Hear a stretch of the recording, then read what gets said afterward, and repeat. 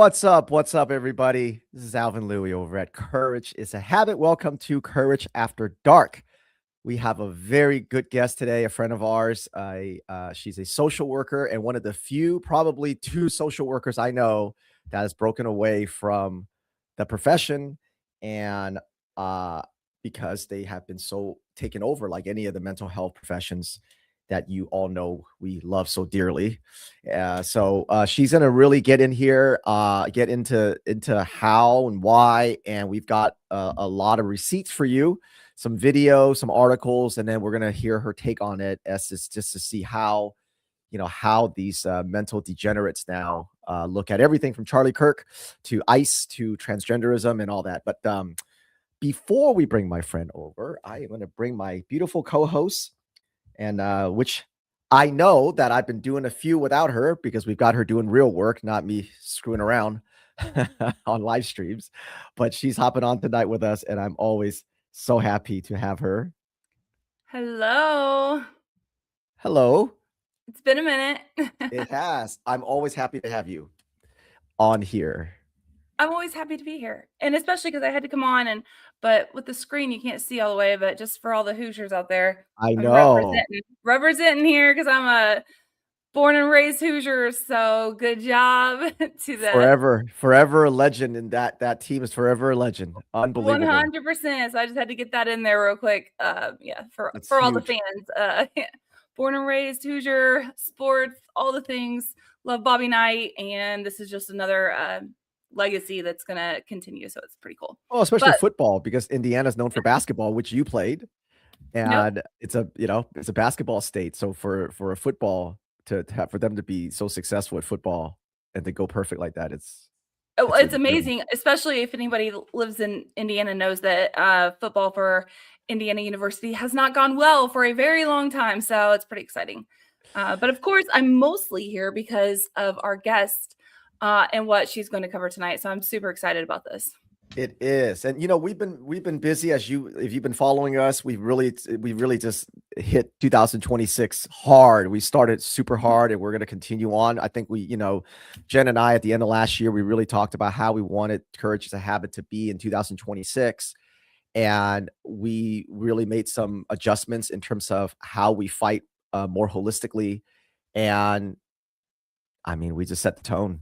We're going to hit, if you guys thought we hit hard before, you have no idea. You have no idea how the body blows we're going to give you. If you're a Marxist, you hate parental rights, you want to trans kids, you want to tell kids that America's racist and there's white supremacy and racism still exists. And if you're white, you're oppressor. If you're that way, you'd be a shit year for you. I'll tell you that.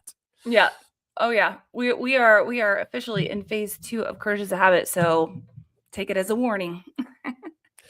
Yeah, because it's March will be 4 years, and like any organization, whether it's a for-profit or nonprofit, usually that first 3-4 years is your phase 1, and then if you survive, that's the next phase. It'll be the next 3 years, and then you kind of do that for a while. It's almost like in quarters, like almost 3-4 years, like in quarters. And yeah, so we're definitely we've learned a lot, and we've learned a lot. We have a lot coming. We have a lot coming for people. So we do. Well, I mean, we had our ASCA report last year and we really hit that hard. And obviously that's been spread around. Everybody, people now, ASCA can't hide, SUH counselors can't hide. We've definitely put them on the map. And so we're in different states now hitting the mental health. So yeah. That's what now ASCA and the school counselors wish they could just close that go behind closed doors alone. Yeah, they really want to be behind closed doors now. Yeah, that door's wide open now. So yeah, it's and also we see all the marches from the kids, and as we told you, I think we had just exposed one of our local school in Carmel, the Carmel High School. One we are very familiar with, and I'm really happy to see that it's getting a lot of attention. A lot of attention. Yeah. You're welcome, Carmel. You're welcome. You're welcome, Carmel. Always happy. Always love to come by and. Always love to come back and put you on a map. We'll always pick on you just because, I think when you're talking about Minneapolis, Oakland, Chicago, they're crime infested. They're illegal alien infested.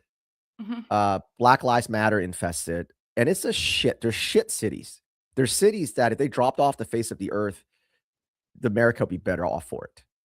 But then you've got really otherwise beautiful, safe towns like Carmel or like Hamilton County, and it's built on conservative principles or common principles that doesn't focus on skin color or sex, or well, this person felt bad, so then we should change all the laws so that people don't feel bad. It's not built on that. And to see these disgusting woke white women, like in Carmel or Noblesville, Westfield, or any of the Hamilton County, to try to get the kids to get these cities to be more like Indianapolis, more like Minneapolis, or more like Oakland, there's a certain level of disgust for me, especially from California, seeing how beautiful the Hamilton County area is. There's a certain disgust when I see it. And so anytime I can embarrass and humiliate them, I will always take that chance.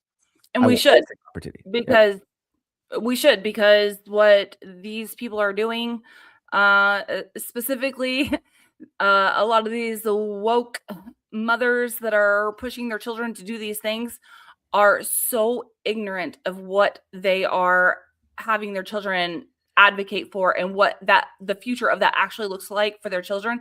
And it's disgusting. Absolutely disgusting. It's child abuse. It's absolute child abuse. These stupid, low IQ, woke white women full of white guilt and white shame, they've never had to step over a homeless person. They've never had to see feces on the ground. They never, I mean, if they saw, if there was a 5% of what happens in Oakland and Minneapolis and Detroit and Chicago showed up in Carmel, they would be the first one to scream and call the police. They have no idea. They have no idea what a sanctuary city, they can't even imagine what stuff like that will do to a city, to their homes, their taxes, the crime. They have no idea. It's incredible. It is all about them. They are narcissistic. They want the attention. They're virtue signaling, that everything that is just absolutely disgusting, and they need called out for it, especially in every place, but especially Carmel, Indiana. You have to be kidding me. Get a hold of it. How insane you are. I'm not mad about anyone having that, being able to live in Carmel, Indiana at all, but like everybody should strive for it. Of course. But they live there, and then they are literally using their children to try to stop the prosperity that is going on there. It's insane. It's And then we get these stupid, really dumb, weak Republicans that still think it's 1995. Oh, we have to have civility. Oh, we have to tone it down. They're attacking your way of life. They're attacking your way of life. People that live in Carmel, those woke white idiots, those woke white liberal mothers and these beta cucks, if you got your wish and your children got the wish that they're marching for, which is communism, you're the first person they're going after, you motherfuckers. You stupid motherfuckers. You're the first person they're going to go after. We have our mayor, the mayor in Carmel. Everyone deserves to live in Carmel. What?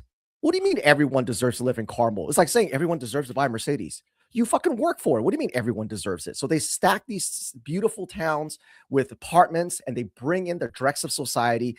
They bring in their friends that are dregs of society. And then people go, I wonder what happened. How come we have car break-ins now?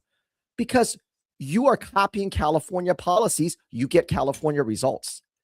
It's unbelievable. I always say that when it happened to us in California or even Illinois and stuff, because it was so early on, you can at least claim we didn't know. It just sounded good. But today, if you're in Indiana or you're in any of the red states or red counties, you have plenty. You have 25 years now of data of what happens when you vote blue and you bring in inclusive and diverse policies and shit like that. You see what happens every single time. There's not a single city in America that does the blue policies that ends up with prosperity and safety and crime. It always ends up with your razors and your underwear being behind glass doors in Target. Always. And your car breaks in. That's the first, always. And then, of course, it gets much worse from there. Right. So and if they get what they want, and they have their children march out there and demand all of these things that these children don't even understand, because they're children, and that's okay. Be children. Yeah. That's okay to be a child, but to go out there and demand all these things that you can't even possibly comprehend the consequences of, to have your parents behind that is disgusting, and we will call you out every time. We'll humiliate you. We'll put you up. We'll use as examples all over the country. I mean, like, now that they've got some of these people that are behind the march and stuff in Carmel, yeah, we'll bring them. We'll bring them to Wisconsin. We'll bring them to Colorado. We'll bring them to Illinois. We'll bring them to Maine. Yep. People have to understand that when it comes to the education system, blue or red, it doesn't matter because you've got these same people behind it. Mm-hmm. So, all right, everybody, share this live stream. Please share this live stream because we're going to bring up our friend, our very courageous friend who broke away from her profession. And I'm not even going to introduce her. She's got such a large, deep credential, and she's done so many great works. She's got a book out for kids, and then we'll do a book giveaway. We love supporting people like her, and so I'm going to bring our friend Pamela up. So please share this live stream. We're going to go through some receipts, some videos that will infuriate you, but I want her to explain why these mental health professionals are like this today. All right. What's up, Pamela? Hey there. How are you? Oh. Did you guys know I left California? You know that, right? Yep. Yeah. Yeah. For all the reasons you guys were just talking about. I used to live across the bay from Oakland. Oakland was the very first city that defunded the police in 2020. They did it almost instantly. It was maybe a month or two after those riots. I couldn't believe it was real. That was my big red pill. That was my okay. Yeah. That was when all the house of cards fell for me, and I soon became the truthful therapist. Yeah, I mean, you were deep into it. If you I mean, I you know what? I knew you lived in California. I did not know it was so close to where I was. Yeah, I lived in the Bay Area. I lived in Pacifica. I don't live there anymore. I normally don't say where I live because, I don't want people to dox me, but I'm not there anymore. You're so not there go anymore. ahead. Yeah. Go find me in Pacifica. I'm not there anymore. You know what? I hope some of our enemies actually try to go to Oakland and Pacifica. Go ahead. Yeah. I would love for you guys to do that. Go ahead. Go to California. See what happens to you. It's such a shame. I used to love San Francisco. Pacifica's beautiful. Yeah, it's beautiful. And I still love Pacifica. It's still nice, but there's way more homeless than there used to be, way more crime than there used to be. It's creeping up. Well, if you took away all the crime and the drugs and all the things that blue policies create, if you can instantly make it disappear, it would instantly be a beautiful city right now. Oh my gosh, I miss it so much, to be honest. I miss the ocean. I miss the trails. I miss a lot of things from my life at that time, but I know I can't live there anymore because the people are just too crazy. Yeah, you just can't because it's run by criminals, it's run by drug addicts, it's run by illegals. So yeah, you can't. Oakland, San Francisco, that whole area. I mean, you can't even in really nice, cities with $2-3 million homes, which obviously doesn't buy you very much in California. Right. You still can barely, you can't put your okay. For example, when you left, could you put your purse in the front seat? Oh God! Actually, my car was broken into because I did that once. I learned the hard way. Yeah. Smashed the window. You can't put it in the back seat. Yeah, it can't be visible. You can't put it on the floor. You can put it on the trunk, but even at some point they started popping trunks too. But yeah, that's the best you can do. So yeah, I had this local trail by me, and I accidentally left my purse visible in the car, and I came back to a smashed window and no more wallet. Yep, that's it. In Carmel here, like in Hamilton County, I could leave a backpack in the front seat with the windows down and come back the next night, it'll still be there. But if these stupid woke white women had their way, pushing all their transgender ideology and the critical race theory and these kids marching, in a few short years, that won't be true. Yeah. When I first met Alvin and you told me this, the first time we went somewhere together, I was still like within my first year or year and a half from California. So, my mentality hasn't. Yeah, no. So he's still thinking the same way. And actually, I will say it took a long time for him to think even it's possible for something different. But that has never been my experience in my whole life. And so when we pulled up at this conference and I was leaving a couple things, like nothing major, in the front, and he was like, "Oh no, don't forget, we have to put this in the trunk." And I was like, okay. I was like, this is kind of weird. It was so foreign to me. Just like, and so people might take this however they want to take it, but it's just this is what people are going to bring to areas like what I've been used to that you don't have to worry about. So this is why I'm going to tell you, that's never been my experience. Just like when we went last year, was it last year? We were speaking in New Mexico, and we ran into like Walgreens or something and we ran in there to grab something before the conference, and he just is walking in, he's trying to find whatever he was going to get, and I'm looking around and I'm like, oh, everything is in a plastic. Locked up. Mm-hmm. I've never seen anything like that. And I went up to him and I was like, Alvin, we got to get out of here.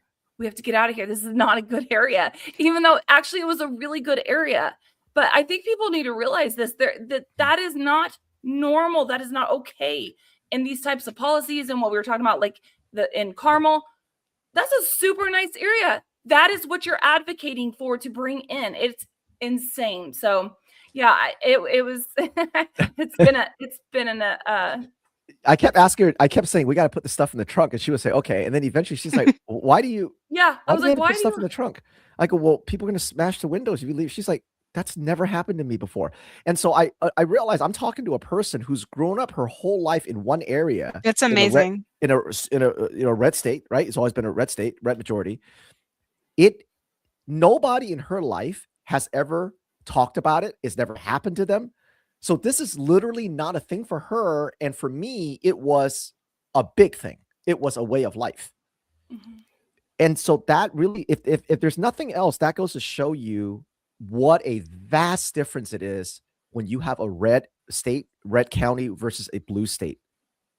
Even that micro thing about just walking out and going to get coffee or going to a gym or going to a mall, your brain works very differently. And at the time I had been in Indiana for about a little over a year, and it's still, and she eventually said, why do you keep asking me to put stuff in the trunk? I go, what do you mean? Why you're going to get stuff? Different world. Yeah. At first I thought he was just like being super protective of stuff. But I was like, this is weird. Why do we keep doing this? I don't understand what we're doing.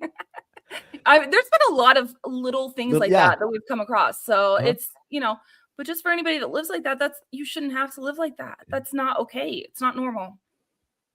Yeah. It's not like I came from I guess arguably I can say I came from a third world country, but it's not like I came from war-torn country and I'm like, oh, we're in my homeland. We can't do that. I'm like, it's from California, but that's that's how far. And it didn't always used to be like that there in California. No, of course not. I lived there since 2003. It was much different back then. So it's changed a lot. And I mean, it's always had some, more left-leaning policies, and this had more homeless than normal in San Francisco, but it's really exploded since then. Things have gone off the rails at this point. It's been building up in California, right? So it's been, so all right, everybody, anyway. Let's get into it. Let's, we will, let me share the link, Pamela, before we hit it. Okay. Pamela got, she sent me a ton of receipts that we're going to go over. And I'm just going to cue it up, Pamela. You tell us what we're looking at. Okay. And I don't know. You tell me. Well, yeah, I know. I'll try. No, yeah, I'll tell you. I did write. Are you going to do the article? So I'll just tell the audience while you're doing it.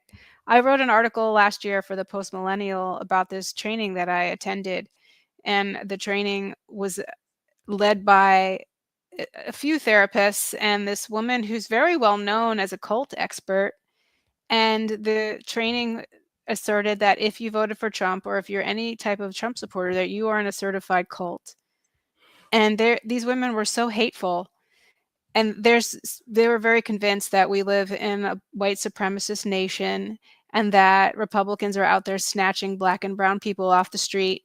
This was last summer, before these ICE raids were hitting the news like they are recently. So it's been building up for a long time. So when I saw the reactions now recently in Minnesota, I immediately thought of these women. This was a professional training for professional therapists. I didn't register to get the credits because I didn't want them to have my real name, but I could have gotten professional credits for this. There were many people in the training. I can't tell how many because they don't show you, but a lot of people were in the chat responding positively and saying how horrible Trump people. And you're talking about, it's Jamie whatever Merrick, PhD, right?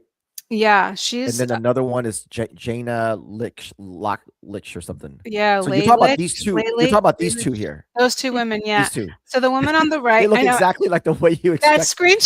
screenshot when I gave the videos to the editor, Yeah, Libby Evans, and then Libby, right? Libby's she great. put that screenshot up. I was just like, my reaction, like, because we're doing it through chat, I'm like, LOL. Like, I was just like That's cracking up at that screenshot of those women because they are exactly how you imagine them to be, and that and screenshot they really were captures they, it. yeah, this is exactly how you imagined them to be, right? Exactly on point. And they were doing a training for therapists and social workers. Is that Yeah. So yeah, exactly. And all like mental health professionals. The one on the right, I don't know of her, but when I posted it, a lot of other therapists, they said that she's pretty well known and well respected within the mental health field when it comes to working with people who have trauma. So she's an Jesus? EMDR expert. That's a type of therapy that's very it's honestly I'm trained in it. I actually learned how to do EMDR after 9/11, and it's specifically meant to help people with trauma, and it when done well, it's actually a really good mode of therapy. And she is an expert in it apparently. She probably really is, but the way she applies it with all of her woke nonsense, I think it causes Wow. problems. And her pronouns was she, She, they, they. it, I think? No, it was Oh, was it? Oh, she, no. they, we. We. Oh, We, right. Yeah. I don't know. Could you get more narcissistic than that? It's pretty she, amazing, right? they, we. That is the pronouns. Yeah. You know, And then you would think that at that age, you have enough wisdom to go, come on. yeah, This I woman has spent literally 90% of her life not thinking about any of this nonsense. And then now at this age, she's like, my pronouns are. yeah, She who wasn't doing knows when she started. I mean, if she was really immersed in progressive ideology, they were doing this in back before 2010 or like Right. 2008. I'm not sure when she got into it. Jesus. But she also has a pretty tumultuous relationship with her father, who's Christian conservative. And I know this because she talked about it in the training. And she has what she calls religious trauma. Oh, So Jesus. that informs her perspective. And then the other woman, she's very famous. If you've seen any mainstream documentary on cults, I think her name is Dr. Laylich. I think that's how you pronounce it. Uh-huh. She's in them. In fact, at a recent meeting we were at, a mutual, January Littlejohn, was talking about this Uh-huh. documentary she saw Yeah. about cults, and Dr. Laylich was in it, and she was saying what Dr. Laylich was saying made sense when it relates to the trans ideology. She was saying how insightful Dr. Laylich was. I said, "Is that the same woman?" And I showed her the picture, and she said, "Yes." I'm like, "Oh well, I saw a training with her, and she had the trans flag behind her celebrating That's it." So crazy. while she truly is an expert at recognizing cults, she was in a cult herself when she was a young woman, and now she acts as though she's completely insightful of what cults look like and what a cult member what their vulnerabilities are, yet she is behaving like she's in a new cult, the left-wing cult here. But it was actually the original cult was also left-wing, she said. That is remarkable. Wait a minute. Let me just stop you here. You're Yeah. telling me that this woman is a cult expert. Mhm. She was in a cult herself. Now she says because she's an expert and she's been in a cult, she now can protect herself against cults, but she's fully in the transgender cult. She's fully in. I mean, she herself does not identify as transgender, but she Right. believes that it's, she Yeah. goes along with all the ideas, and she had a little trans flag behind her during that entire session. So if we watch the That video, is you'll see it. It's that is hilarious. I mean, it's kind of like people that are abused, and then they say it's a cycle, and when they get older, they abuse people as well, right? So she was in a cult, and now she wants to drag people back into a cult. But she doesn't seem to have that insight at all. I mean, I really think these women are true believers. I certainly know or recognize that there are people who are just have nefarious ways, or they're just projecting their narcissism and they're just evil. I really believe these women are true believers, and they really think what they're saying is important and necessary to save the world from all of the white supremacy that we're experiencing in the United States. They believe that so hard because I sat and listened to them, and it felt sincere. They just live in a completely different reality. It's wild. Anyway, if you show a few clips, you'll see. It's like you can't even make this up. So I tweeted the videos of them, and it went so viral. I only have a tiny account. I've since got a few followers from that, but I only think I had like 10K followers on my Twitter. And this is 3 million. This went 3 million. I normally get like 5 retweets on like a good tweet for me. I don't use Twitter a lot for one, and then I just don't have a big account. This one went wild. I'm not sure who retweeted it, like which big accounts picked it up, but it got you went huge. 3 million. Let me just read this. It's 3 million views. You've got almost 9,000 reposts. Yeah, and it's a thread. So each piece of the thread got a lot of play also. Yeah, each piece. Yeah, this is just the main one. The main post got like, over 2,500 comments. You got 25,000 likes. It went insane. You got over 5,000 bookmarks, which is bookmarks, by the way, on X. For those of you who don't know, bookmarks are the number one marker for how well something does. Bookmarks, I honestly don't. I'm not like good at Twitter. I don't use it much. So this was a wild experience for me. So let's play some of the videos, and then you can kind of, and they're all short. They're all like 1 minute. So then, or one of them's like two minutes. Yeah, I sat and filmed them myself and did, clip them up, and then I did the little quotes. I did a good job. It's a lot of work. Yeah, that's a good. Jen knows. Yes, a lot of work. It was a lot of work. Yeah, it took me a couple hours. You actually just filmed it on your phone. You didn't even screen record it. No, I couldn't figure out how to get it right. So I ended up to be able to clip it and just did it on my phone and it did it easier. That's a lot of work, Pamela. I coordinated it. Yeah, I know. I'm a rookie. I'm with you, Pamela. I'm with you. Alvin's laughing because he knows I am. Yep. All right, let me reshare this so I can do the audio. Hey, however we got to get it out there. You get it done how you get it done. Oh, okay, Pamela, do you want me to just go down? Yeah, let's see. I don't remember them specifically. Any one of them is wild. I mean, any one of them. All right, so here you go. These are your mental health experts and cult experts that they train other people. Just to set the tone here, they train other mental health professionals. It's a certified course, so National Board of Credentialed Counselors certified. So this isn't some like random YouTube live stream. That this is a certified course. I can get professional credits for this. Okay, so next time someone talks about mental health, everybody, here we go. Talk about it here in the light of what's happening now with Trump audio and his followers. The transcendent belief system. You said the belief system that offers you the answer to everything, the past, the present, the future. You have to change. You are not okay as you are. The end justifies the means belief system. So anything, you want to comment that you're seeing with Trump and that belief system? Well, I think what we're seeing is, I think the belief system ruling our country today, in my opinion, is grounded in racism. And presents an image of, it's like an echo. Yeah, bringing the country back to a white majority and white power. And is that better? That's what most people bought into. I think other people kind of went along, perhaps because maybe they're most people bought into.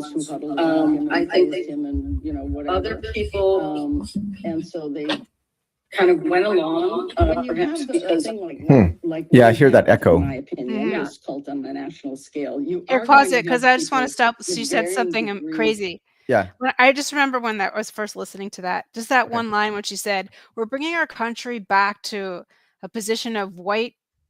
So what was it? White something and white power. I just couldn't believe she was saying those things. And she backed it up with absolutely nothing. Nothing. Yeah. Nothing. She just said it like it was just a fact. And there was the entire time, there was nothing she backed it up with. The reason she believes that is she thinks that ICE, it represents snatching black and brown people off the streets. And that's why we're living in this white supremacist nation. So, and then that's wild. That's wild that these experts think that when they just said that and nothing. I was just like, I knew so I had pitched, I saw the training, the description. It looked wild enough as it was, just a description that, oh, if you voted for Trump, that means you're a cult. But I didn't expect it to be as wild as it was when I started listening to it. It was beyond insane. And then, yeah, of course, I put this thread together, and of course, it hit a nerve because it went so viral.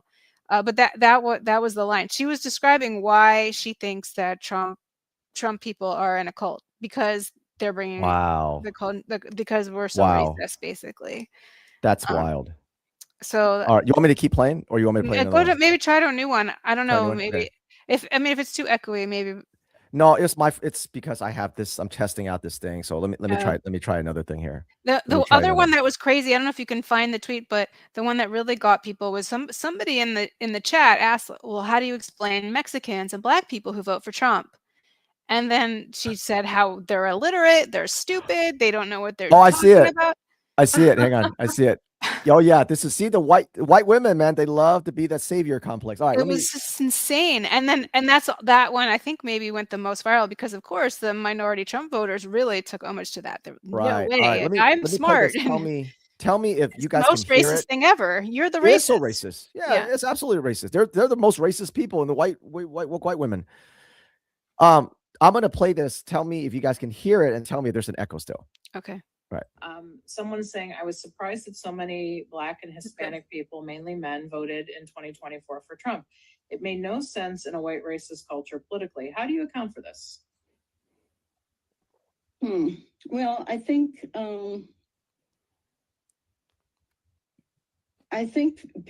people believe that it wasn't going to happen to them. That yeah, he was going to clean things up, but that didn't apply to them or their family. Mm-hmm.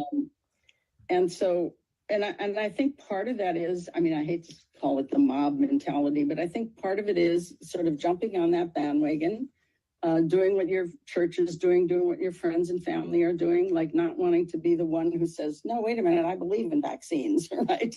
I mean, we saw that with the anti-vax movement. Mob mentality. It's like, they're the ones with the mob mentality. Yeah. As much as some of us may dislike him, he is a very powerful personality. And when you look at the educational statistics in America, which is that 21% of Americans are illiterate. Here, pause for a second. 54% have a literacy level below 6.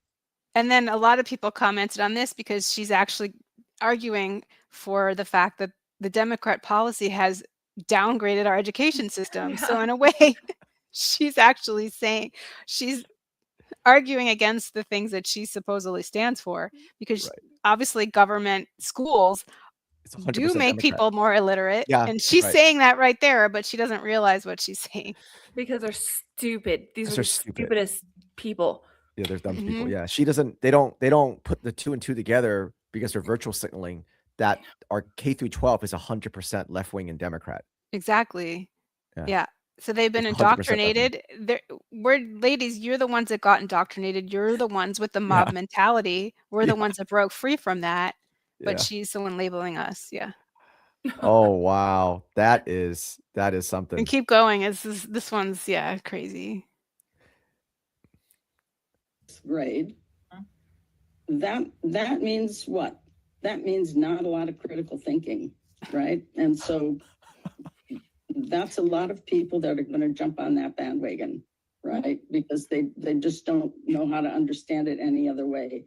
Now, that doesn't account for the really smart people who also follow Trump, whether Black or white, right? And those people, in my opinion, are doing it because they're gaining financially. And so you have to be either selfish or stupid. A bigger billionaire or a bigger millionaire. Right.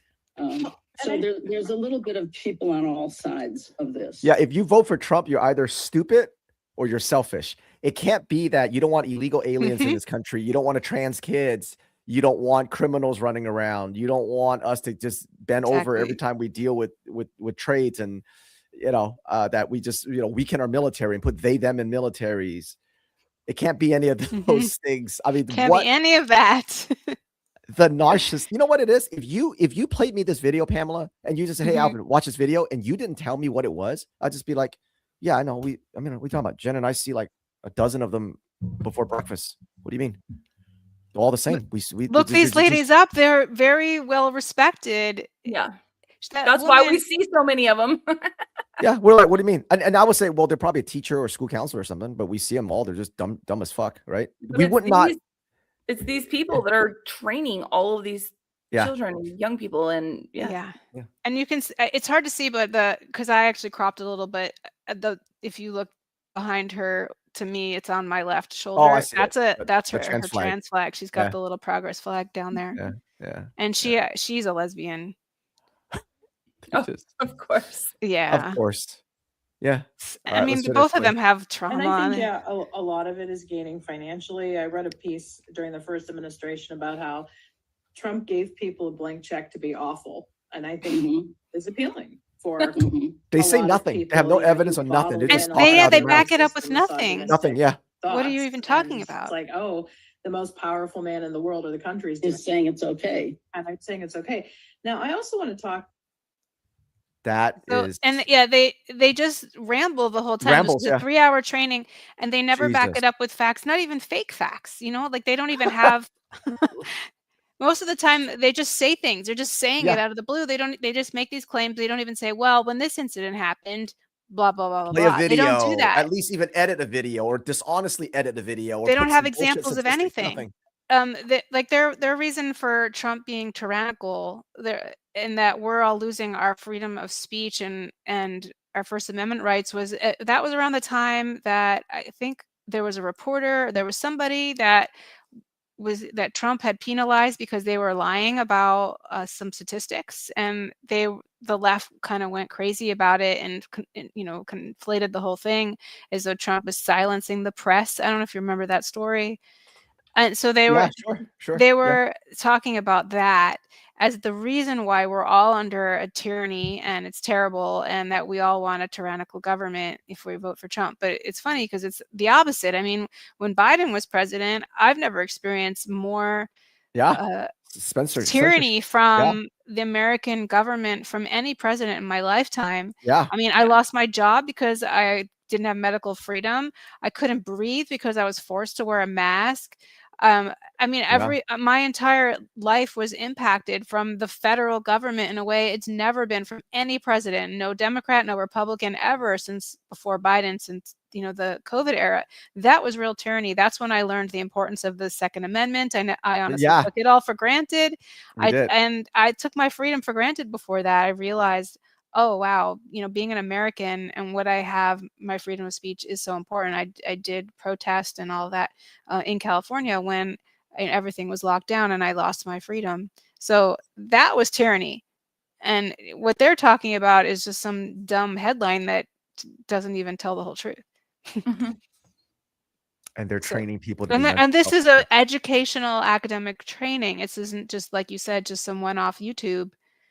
They took this. Yeah, this is what's going on in academia. They're putting just these lies out there as though they're truth, and somehow you can get credits to help understand your Trump supporting client, so you can help pull them out of this cult. Of course, they don't really give any real tips anyway. They just say that you're bad if you vote for Trump.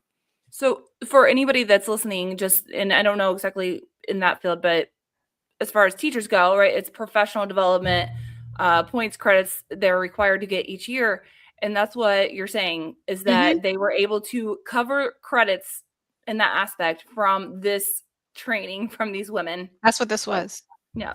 Yes. Yeah, it was insane. And if you look these at points them, allow them to uphold their license and continue practicing. Yeah, because that went so viral, the National Board of Credential Counselors, NBCC, I think is the acronym, they did actually see it because I did tag them in the tweet. And I think I reported them, but a lot of other people reported them because it went so viral. So I think they did see it, but I don't think anything came of it. I honestly don't know. I am registered for that training under a pseudonym. I'm not going to say what that is in case I do another one. Again. Yeah, we know what that. We know. We appreciate that too. Yeah. And I did get an email. Oh, due to an incident on the internet. Just so you know. Did you? due to an incident on the internet. And I'm still getting that's those funny. emails because they don't know. I mean, I have my real Right. name on the article, so people know I wrote it, but Yeah, I but they didn't don't use know, my name right. in their training. Oh no, That's you keep brilliant. you keep incognito there. Yeah. Yeah, we can't we can't do Aska tickets under our names. Yeah. We can't do that. Right.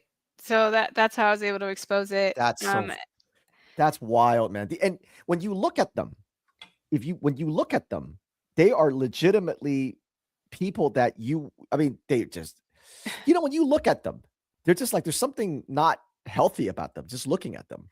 And there's another woman who identifies as transgender. I'm not sure what. I was surprised that so many Black and what identity she was, but what did she had, or she said she had, I don't really fully believe it, but she said she had multiple personality disorder or dissociative identity disorder is what what it's now.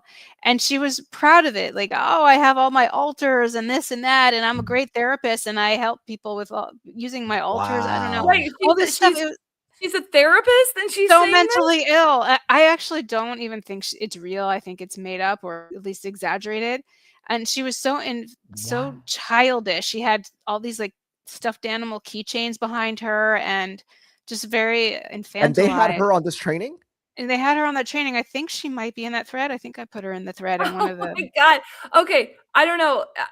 Audience, you can weigh in if you want to. Would you rather have someone that actually has multiple personalities and hope that you showed up with the right one, or would you rather have a therapist that says they have these? Oh my God! Oh, I found it. I must play it. Yeah, I gotta play this. Holy Jesus! Wow. Yeah, that one. Oh my God! I know this could be a bit touchy to talk about. But the question was asked, could it be the coercive control element? In other words, does it feel like home? Alice, you're shaking your head, yes. So I'm wondering, based on people with complex trauma you've worked with, is that some of what could be going on here? Well, absolutely, I feel like it could be. Absolutely, I feel like it could be. MAGA feels like what's normal to their nervous system. And they're the ones with the trauma. She's the one with in that dissociative identity disorder. You're the one with the irregulated nervous system. Abusive stuff, or what I call like the trauma dungeon. They haven't left the trauma dungeon yet. So I don't know. I think that there's something to that. Yeah, and I think that the trauma dungeon. One thing that's helped this is because mainstream media has not spoken out in a negative way at all, has not called him on. Did she just say that mainstream media has not called Trump? Yeah, isn't that wild? Like, they live in a completely different universe. It's bizarre. It really does feel like they live in a different universe. This is why we can't coexist with these people. There's no way. Did she literally say that the mainstream media has not called out Trump? Yes. Out in a negative way at all. In a negative way. Because mainstream media has not spoken out in a negative way at all, has not called him on the carpet at all, that they have normalized this behavior. And so I think that adds to. Yeah. And look how infantilized this woman is with her little doll keychains behind her. And then, of course, she has her diplomas. Because, of course, having your credentials and because you're an expert is what makes you smart, even though you're completely indoctrinated and don't actually use your brain and you're mentally ill. That is insane. I mean, I'm just wow. Yeah, I'm surprised you didn't see this when it went viral at that time. No, this was late August last year. I had not seen this. Yeah, that's so crazy. Yeah, wow. So we're rarely speechless, but here Alvin and I sit and we're like, I mean, when I was first, because I was expecting to, have to drag out, interpret what they're saying to, I knew they were going to say leftist, Marxist things that were not, but I thought it would be kind of subtle and I'd have to interpret that a little bit. They were so off their chains that I could not believe how radical this training was. I remember feeling like after listening to it, I had to take a shower. I remember DMing Libby, you know, the editor, and be like, oh my God, I have to take a break after watching that. Wow. That is wild. Good for you, Pamela, because God bless they you are for so open like this because they've never been called out. And Yes. and they feel so emboldened. emboldened to speak this way, which is what the American School Counselor Association did before we put them on the map as well. And so this, you know, and then it takes people like you, Pamela, to, I'm so sorry, to go into these rooms because, you know, they will, yeah, they need called out, but just for everyone else to know that they may adjust because they've been put on the map with this exposure, this amazing exposure by Pamela, that they might adjust some of the way they speak about things. I don't know that these ladies will, because they I don't think they're going to get it. But overall, but then when you see it, you have to be able to use discernment. You have to be able to use actual real critical thinking and understand what they're saying, because they won't actually change what they're doing. No, right. They might just change the messaging of how they say it, the more they get exposed.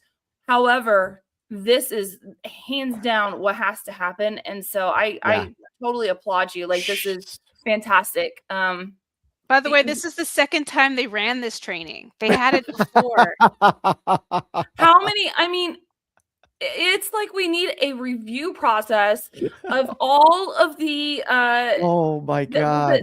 What's the specific credentials that this was for? Like, I think anybody with a mental health, okay, like so I'm an LCSW, an MFT, you know, any of the counseling credentials. Okay, so yeah.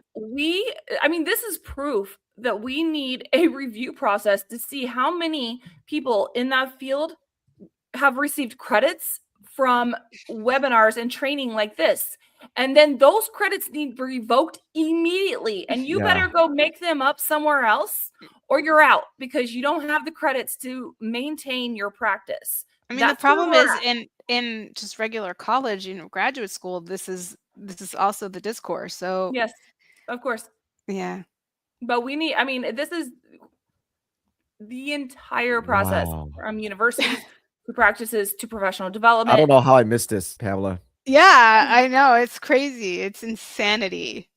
Yeah, I mean, I was proud of myself. It really, little me, and the Post Millennial is not really a big paper. They got a lot of clicks for this, so I was really proud of myself for it. I'm proud of you too. Amazing job. Thank you. I gotta, you know what? I'm gonna play this again, only because it's gonna be easier for me to clip it. Because this is Well, there's more. I know. Oh yeah, no, I know. Oh no, I know there's more. You got like 8 of them here. It's and there's more. It was hard for me to pull clips because the whole thing was like the whole thing's like this, right? That's the hardest part. 3 hours of this. Yeah, and you could pull and a lot. I know that we watch, well, Jen mostly, but I know that in those 3 hours, like 2 hours of it is word salad. So even if you try to clip it, it's going to be, people are going to go, what the hell are they saying? So you got to find like the things that it's very difficult. Mm-hmm. This is unbelievable. I don't know. I think that there's something to that. Yeah, and I think that you know, one thing that's helped this is because mainstream media has not spoken out in a negative way at all, has not called him on the carpet at all, that they have normalized this behavior. That's funny that you pulled that. There's so many more. I don't know. To me, there's so many wild things in there.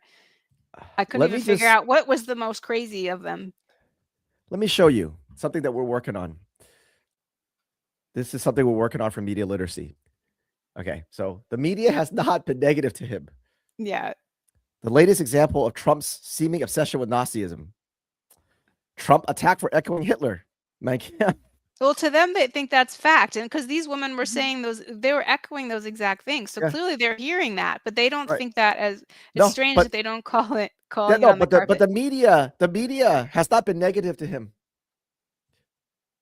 Yeah, media I has don't not been understand how negative to they him. could say that. It's weird. It's like what happened? What do you mean? What Literally, twilight zone are you in? It's I don't I even know how to describe it.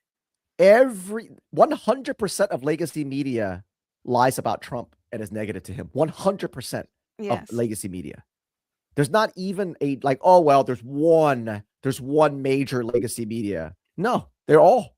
I mean, I guess if you take out Fox, Yeah. but it's unbelievable that she would say that. But that goes to show you just how insane these people are. The fact that she could say that Mm-hmm. goes to show you they truly do live in a complete just Fantasy world. So they do that's live in a why fantasy when world. I'm watching now, I'm seeing all the stuff happening in Minneapolis. Right. I thought of these women. This is what they're hearing. This is what they Yeah. believe. And this is the general message. So I know this. I actually also Wow. it didn't go as viral, but just before Oh. Thanksgiving, there was a women's march training just for people to how to talk to your family members if they voted for Trump. And it wasn't quite as radical as this. Like it didn't have these like sound bites, but Yeah. it still had a horrible message about just how evil and horrible anybody is that voted for Trump. And in the same way, it was a little more manipulative. It was a little more subtle. It wasn't as bold as these women were. Right. But it was the Right. same message, and you just realize this is what they're hearing. This is literally what they believe. Right. And they think that they're attacking true Nazis, not just metaphorically, not just people who disagree with them or have different politics or any of that. They really think that it's comparable to snatching people up and throwing them on trains and sending them over to the ghetto. It's not the same. So that's And what at the they end of really the day, believe. they stand up for criminals, illegal aliens, gangs, just the most horrible people. And they on the really don't planet. know that. And you cannot get through. Clearly, these women are completely irrational. You cannot reason with them. And Mhm. these are the people that are in mental health. Yes. The woman on the right, oh no, I'm blanking on her name. Jamie something. Yeah. She's the mental health professional. The woman on the left, she is a cult expert. Cult expert. But she was that irony. I know. So she was brought in though to help lead this training. So the two of them were riffing off each other the whole time. And then they brought that third person. And then they who's a brought in the certified- dissociative identity disorder trans person who's and really this a person woman. is actually certified to be. Oh yeah, and they a run their therapist. own practices. Yeah, It's run a lot of scary because- trainings. Yeah, and there's parents out there that would find that last therapist or whatever and go, oh, this person will understand my child, not knowing this person's crazy. Well, they're all crazy, but he's certifiably crazy. Yeah, for sure. And I mean, I don't know what kind of parent would trust that woman with their child, but somebody who's either just completely out to lunch, narcissistic themselves, Jesus, not paying attention. I don't know. I'm not sure. These people have we underestimate how gone so many of these radicals are. We underestimate it. And those videos, I think they shocked the internet when they went around 3 million times. This is your mental health.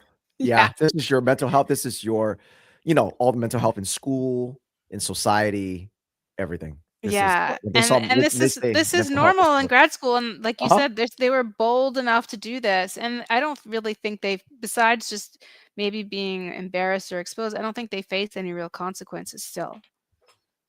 They're still practicing. They're still doing their thing. You know what, Jed? The social worker profession makes Aska look almost sane, doesn't it? Some of them are so crazy. It makes Aska look a little sane sometimes. Social workers are the craziest of the really are. craziest. Yeah. Jesus. Yeah. And they're not shy about it. They don't hide it. They don't even try to pretend that it's quote unquote not happening with the trans kids or any of that. They are proud of it, and they're obviously radicalized, but they're also, a lot of them are just simply not smart either. Like they're yeah, we know. Do not have a brain. Yeah. we know. They're very low IQ. I actually think those two women are smart if they weren't crazy, if that makes any sense. I think they have some ability to read and comprehend things. I think other people they're just that dumb that they really just don't understand anything, and they don't want to admit that. So they think by regurgitating these ideas, it makes them smart. We found that the dumbest people, like, I mean, just pure low IQ, dumb, just dumbass people, the dumbest people are in education. Yeah, Teachers, school counselors, I think principals. so. There's truly like there, and look, I don't put myself in this, but I got a teacher's degree. Obviously, I didn't make it very long, and there's a reason because I didn't fit in. Because you're not with them. dumbass. That's why. Yeah, That's what but happens. literally, if you pull up a chart of the highest to lowest IQ as far as profession Yeah. goes, I can't remember where it was. so, and I even sent this to Alvin a while back. But at the very bottom of the professions, as far as IQ goes, is social workers and teachers. And of course, I had him add in their school counselors, but it's literally at the bottom. And so they're the same.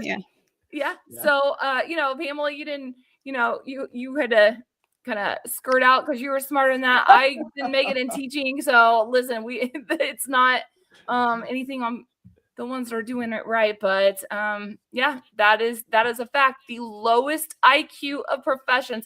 And let's think about that. Do we want the lowest IQ of profession to have to deal with educating our children? Hell no. The answer is no, because this is what we get is videos like what Pamela is exposing. Oh my God. Yeah. So Pamela, you'll appreciate this. So Jen found this this study on IQ, just basically it wasn't political. They were just saying out of professions at a level IQ, right? Mm-hmm. I believe it. Yeah, teachers and counselors. Oh yeah. Hang on. Okay.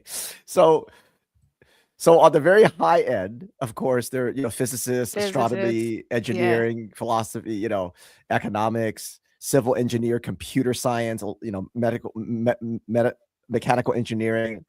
And then you go down a little bit and you've got history, architect, physical science, chemistry, biology, and then it goes lower and lower. Education, and business. So then you got secondary education, social science, art and history, critical theory, and then elementary. Oh my gosh, school counselors at the very, very bottom. Oh, well, we might have added that. I was like, Alvin, okay, added this. I didn't add. No, we added school counselor. But look, social worker. Yeah, it is. Well, it is. I mean, I'm not gonna lie. It's not difficult. It is difficult in the way where you have to deal with a lot of stress, honestly, because when you're really going through grad school, and I assume it's still the same, you have to have a field placement, and you're thrown into an agency where there is a lot of, not a big budget, and you're probably doing a really high stress job, you're overworked and underpaid or not paid at all because you're an intern, and it is difficult in that way, and you're not going to get a lot of support. So you have to handle a lot of stress. But in terms of knowing what to do, like an engineer needs to know, or somebody that really needs a skill. I mean, there is a skill that you need to do, but unfortunately, not everyone gets to use that skill. They just do whatever, especially now, because they're just told to tell everyone, well, that's racist, and then call it therapy, or that's it. We'll affirm you. You're wonderful as you are, and I fully support all of your decisions, even if you decide to jump off the roof. Here you go, and here's a pill. And I'm a great social worker now. I mean, it really has gotten worse, but I'll say even in the past, it didn't take like brain surgery to know how to do things. Look at the female to male ratio as you get lower and lower into Wow, that's interesting. And you know what it is? These are so basically the dumbest people in America are around the youngest children. Yeah. The youngest humans. And the most vulnerable. And there's young children, and then there's also just people who are vulnerable who aren't necessarily children. And people who are, in poverty, people who have mental illness, people who have disabilities. That's who you're working with. Those are they're also easier to control. Right. Yep. Yeah, well, this is why you have so much sexual abuse in education Mhm. stuff too, right? So anyway, I thought that was funny that I forgot about this, and she goes, "Hey, can you put school counselors down there?" I go, "Sure." We can, which I actually don't is very like accurate. I just say I don't like to advertise that I'm a social worker. I Yeah. do just for the irony of it, but it's something I used to think I should be proud of. I used to feel proud of it. I thought I was part of something really good and useful for society. I do not think that anymore. Jen I'm says with the you. same thing. I'm with you. I got my degree in education, and now I'm like, oh, So embarrassing. So It's so pretty embarrassing. embarrassing. But the thing is, I'm like, listen, I didn't make it very long, so yeah. I mean, I wish I was like a farmer or like a plumber or a truck driver, something, anything else. anything, carpenter, something. Carpenter, like, a what? plumber, Something. anything, yeah. I'm really good at taking pictures. I should have been a photographer. Photographer, yeah. I mean, I have done some professional photography on the side. I don't know if you've ever seen some of my stuff. I've taken pictures of rallies, for the gender have? issue. Yeah. And good. people are like, wow, your pictures are really good. Well, it's not by accident. I actually have. You actually know. I have some photography talent. I should have just done that and never done the social work. And then you wouldn't be on here talking about this. You see how True. nice your life would have been, Mhm. Pamela? You see? But I mean, I did enjoy being a supervisor and teaching other good therapists. And back, I'd say 10 years ago, they weren't bad. Like the school counselors I was supervising were actually good. They they took a turn for the worse, but they weren't bad in the past. So I'm going to ask you a question that I asked. Who did I ask the other day? I forgot. Maybe it was at the rally. If you could like I don't know, take a pill or whatever and forget everything that you learned over the last 3-4 years since you broke away from this and seeing all the trans and stuff, and then just go back to like you just don't know. You're living in Pacifica. You're just, would you do it? No, but now here's the thing though. The world's still the way it is. Okay. So nothing's changed, but you don't know. Would you take that pill? That's today? a question. Yeah. I know, right? It's a good question. What I have fantasies of, I don't know if I'd take that pill per se, but I certainly have time traveling fantasies. I wish I could just travel back in time, like to 5 years ago. Well, I was struggling then just with physical issues, but just the world and how it was before everybody, everything broke completely. Well, but here's the thing though. If you go back 5 years or even 10 years, the world was still exactly the way it is. It was just it was still there. It just wasn't on the surface right, yet. which is actually the rot was already there. Right. But It so was that there doesn't for change. years. Yeah. So it's kind of like saying, oh, I wish I could go back before my house got completely the roof just came down on me. But it was already rotted. Everything was already breaking down. You just didn't know it. So you would have to go back 50 years. Yeah, I mean, if I would travel to the 90s, I know things were already set in place. I was already indoctrinated. I was already indoctrinated at that point myself as a sociology major in undergrad in the 90s. So I was like one of the first generations to be taught this woke nonsense. I was taught about my white privilege back in the mid 90s. And I believed it. It was already, Wow. So it was already there. But it just wasn't. I didn't take it as literally as it's done now. But and I honestly was confused, and I just thought, well, I don't really mean it exactly like, well, LeBron James versus a homeless person. LeBron has less privilege. Like we're gonna look a little bit at context, right? But no, no. The homeless person still has more privilege according to the critical theorists. Yeah. Right. All right. I'm gonna play a couple more videos because we could spend the whole night playing those lunatics. But you sent me some other videos, and I want to play some other videos. I guess if your audience wants to know, maybe we'll retweet that. You can retweet that so people can go through and look at it. Oh yeah, you guys. I put it in the live stream under X, so you guys can hit her. For those of you out there, like, hey, I want to watch the whole thing. I retweeted her, repost it under the thread, under the live stream. Her thread. You can watch all 8 or 9 videos. If you can stomach it. And just remember, these are the people that are managing the mental health of your children, of society. These are all your therapists, all your social workers, all your counselors. This is who's teaching them when they go to these professional trainings. It's wild. That's just even for us that we've seen so much. All right. I'm going to play this and then I'm going to have you talk about it. All right. Okay. This is from the Trevor Project. Oh yes, the Trevor Project. We know one of the top 3 transgender pushing orgs on children. The Trevor Project. Exactly. Especially in schools. Oh, we don't have audio. I can't hear him. Oh, I know what happened. I did it again. You know what? Sometime like 50% of the time I screw this up. I don't know why I still haven't. You would think by now, Jen, how long? It's hard. I don't know how you do it. If Pamela and I were running this, nobody would ever have audio, probably even of us. So yeah, exactly.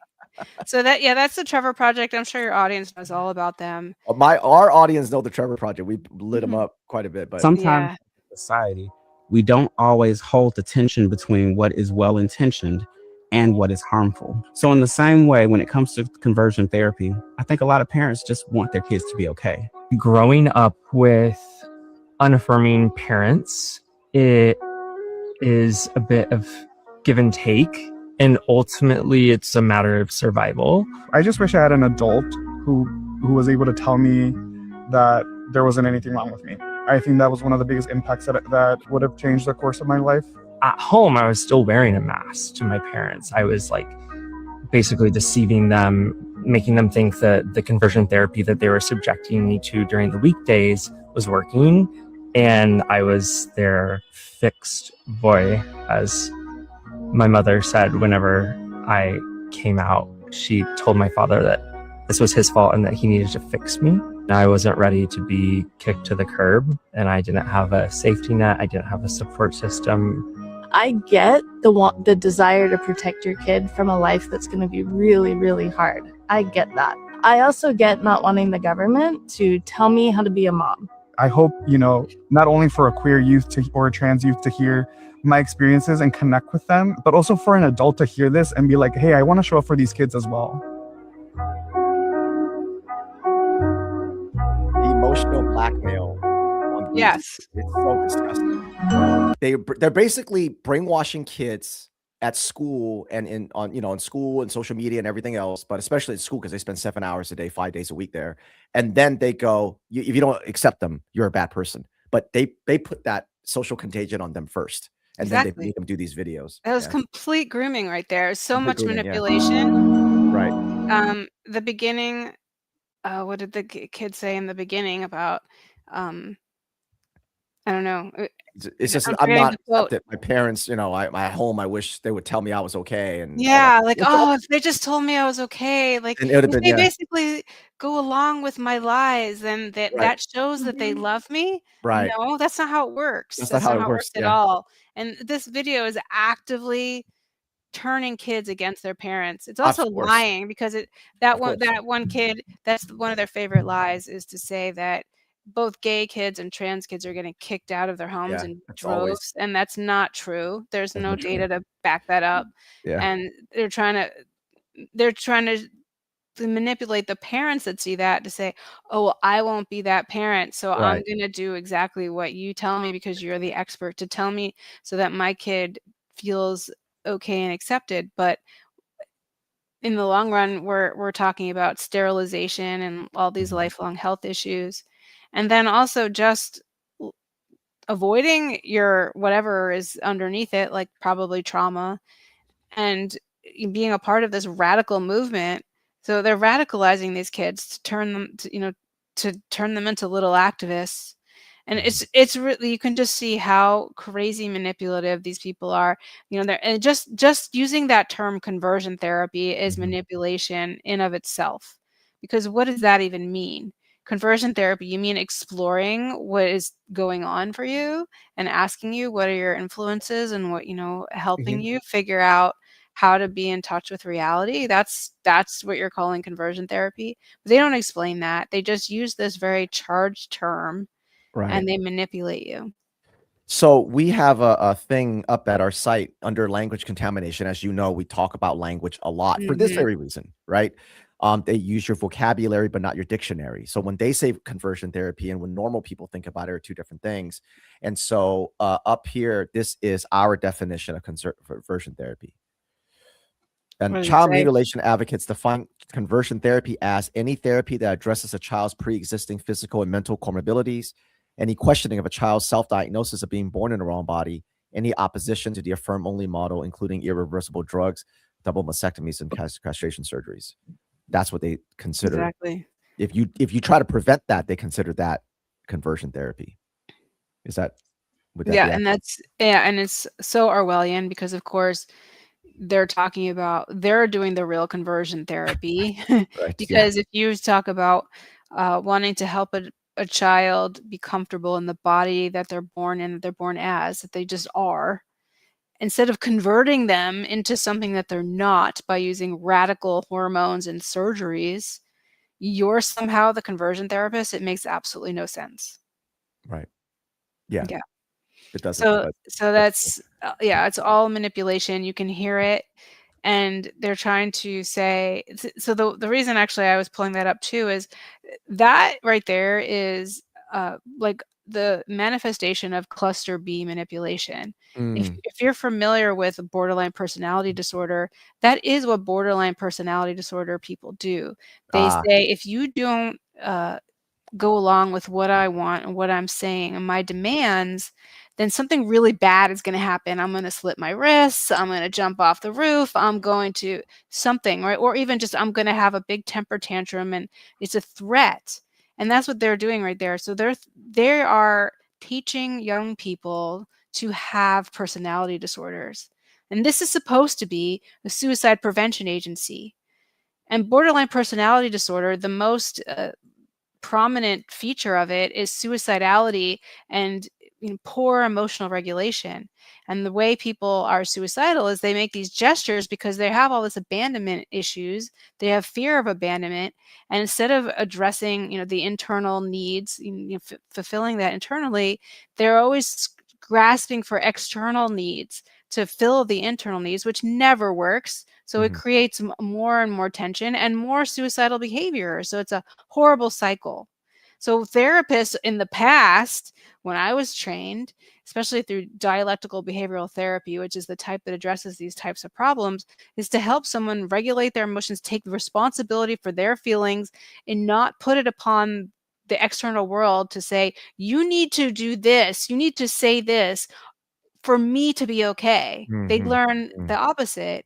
I need to learn how to be okay regardless of what other people do. Otherwise, I'm going to melt, right? I'm going to just crumble. And that's what they're teaching these kids. So that's why they have no resilience. That's why they're always actually more suicidal, because they're reinforcing suicidal behaviors. And they've inverted that to the children that don't have that.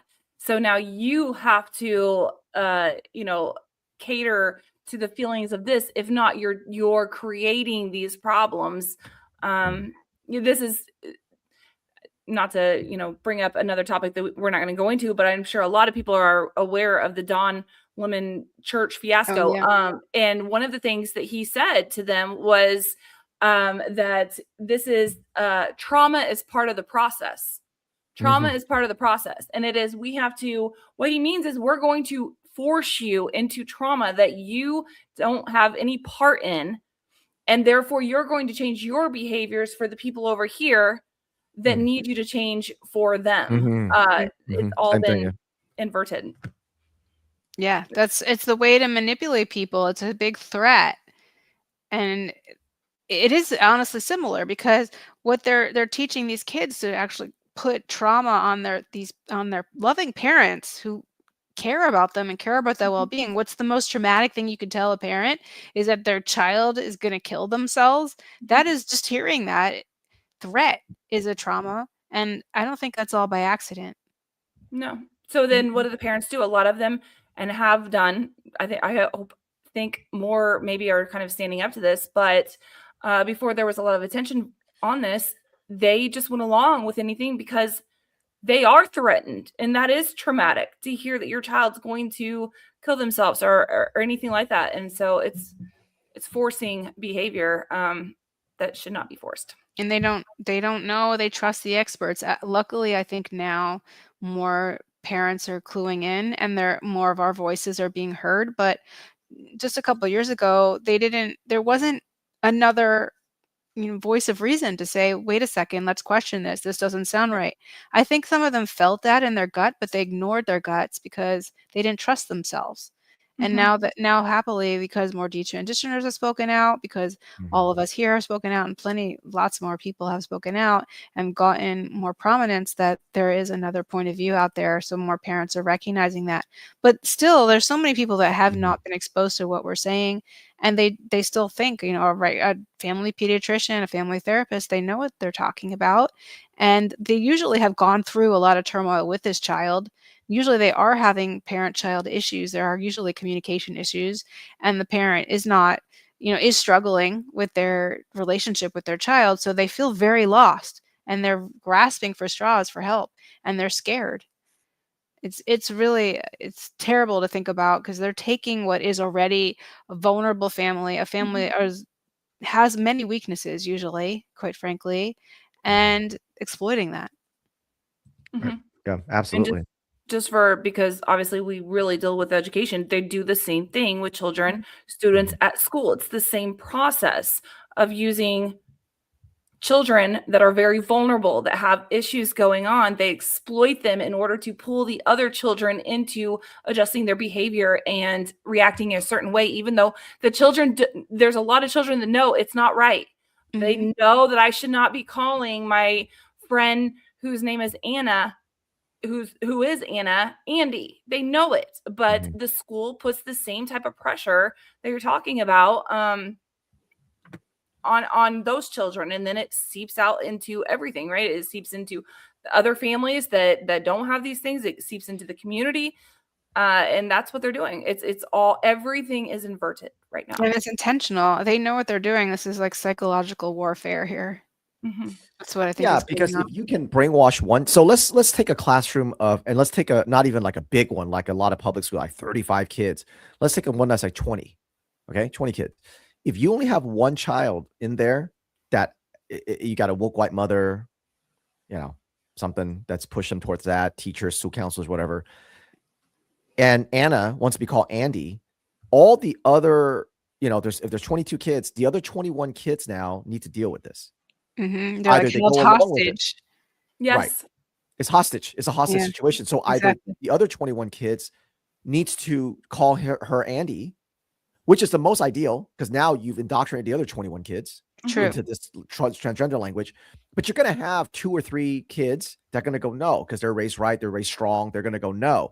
Now you have a struggle session, similar to the Don Lemon, similar to what you said, right? Now the manipulation really starts with the other 2 or 3 to do the struggle. They're made examples of oftentimes. Yes. Yeah. And the mom and dad at home needs to have that conversation now. So all you got to do is brainwash one, and then the other 21 families need to now make a decision, and either decision comes with consequences and you socially reward and socially punish people for what they're doing. Right. I actually wrote an article a while ago, because people weren't thinking about the other kids and how they were impacted. We were thinking about the trans kid, or that they don't exist, but the kid that's identifying as trans, using the new pronouns, and maybe even being led down a path of medicalization. We think about all the harm that's happening to that individual. We don't think of the harms that is happening to the bystanders, the kids nearby that are being held hostage to affirm this, or even not affirm it, even just have to witness it and have it be told that this is normal, that we should be accepting this. Because I remember working at this clinic in 2021 and watching the other kids, and how a lot of them didn't understand social cues and things like that. And this is how they learned. They learned that they'd be liked if they went along with the other kid's identity. They learned if they praised the other kid for how brave they were for coming out, that gave them social points. Social And value. then they really didn't learn how to connect. And they were also left kind of alone. And it was watching this really unhealthy dynamic happen, and the level of anxiety this created, because at any minute a pronoun can change, an identity can change, or you could say or do the wrong thing by accident, or maybe someone chooses to do the wrong thing and someone gets that struggle session. The other kids have to witness it. Think about all of this horrible experiences that these kids have to deal with that are completely unnecessary. And this is for our audience, called social emotional learning in schools, which is a trauma-informed base practice It is universal for all of your children. And what she just said is exactly why. And I just want to give a little more context. So when you have a child in the school, in the classroom, that say identifies as a certain way, and you have, like Pamela said, there's a couple of students that are like, I'm not going along with this. I know this is not real. They might have that struggle session. They call it community circles, to kind of have everyone talk about their feelings, and that for the day kind of, suppresses the feelings of the couple of students that have not went along with this and the purpose for the community circle or struggle session. And you think, okay, well, that sucked. We're just going to move on. No, then what happens is the process then is to make sure that, let's just take let's take second grade. Make sure for the next 2 weeks, the story that you read to your students after lunchtime has to do with this empathy and feeling bad for a child in that type of situation. Well, then what does it do to the couple children that didn't want to go along with this not reality, right? Then it makes them feel bad every time that the teacher reads this story, and all the other children are sitting there agreeing, like, oh yes, we have to feel so bad. Then it is literally pointing out the couple of students that tried to stand for the truth, and it's going to force them to cave, because now they're the ones in class that aren't popular and look bad. Yeah. And that is what's happening in school. And so that's in school, and I witnessed it in a therapy program and group therapy with students. They were students who had anxiety and depression and other mental health issues. So yeah, it's happening all over the place. Yeah. That was a article I wrote about training I did, or I attended in California, about basically training us therapists to manipulate parents to affirm their children. And it also instructed us to call CPS. It said to get them on the bus. That was the phrase she used, to get them on the bus to be transgender. Oh wow, we call it the train. We have it. We call it the runaway transgender train. So she said, get them on the bus. She kept using that metaphor. Wow. That's so crazy. Oh, and this is really cool, though. I gave all the slides and information for this training and two other trainings that I went to at that same conference. One of them that was led by Dr. Joanna Olson-Kennedy. I just gave all that information and the secret recordings I did from that conference to the Federal Trade Commission. Nice. Very good. Very good. Yeah, it's so crazy. Yeah, that's exactly. Yeah, we had a tool they're called investigating. This is great. I'm glad they start investigate. I'm going to read just the last two paragraphs here. Mrs. Reeves also directed the room full of therapists to keep a child's transgender identity secret from the parents if the child was not out, and to always favor the affirming parent in custody situations. Mrs. Reeves reinforced a worldview that if a child states they are transgender, even as a toddler, they should be believed. Here she referenced Diane Ehrenschaft, PhD, a clinical psychologist at UCSF, University of San Francisco. Ehrenschaft believes when a pre-verbal girl is pulling her hair out, her hair barrettes. Yeah. This is a gender message. Oh. Yeah, that means she doesn't want to be a girl. It means she wants to be a boy if she's tugging at her hair, or her hair pieces. Wow. Yeah, you never heard that? No. You don't know of her, Dr. Diane Ehrenschaft? No, I haven't heard She's of her. also, you got to look her up. Oh my God, I can't believe you don't know of her. She's insane. And she has this whole thing about gender smoothies, and, like, with a straight face, that you could be a gender smoothie, and that's like an identity. Sounds messy. She's insane. No. Yeah, and then Wow. she also she said for boys, if they unbutton their onesies, that means that they want to be in a dress, and that means they're sending a nonverbal gender message that they really want to be girls. I gotta look her up. That's insane. She's a prominent crazy nutcase when it comes to this. It's so funny. I'm surprised you haven't come across her, actually. Maybe if I saw her picture, you probably would see her. That's the video of her right there. That's a YouTube of her saying this. I don't know how long that video is. It's a couple of minutes. I don't know if it's how concise it is. All right, let me see if I can. Wow. So she referenced her as if she's an expert, somebody to listen to.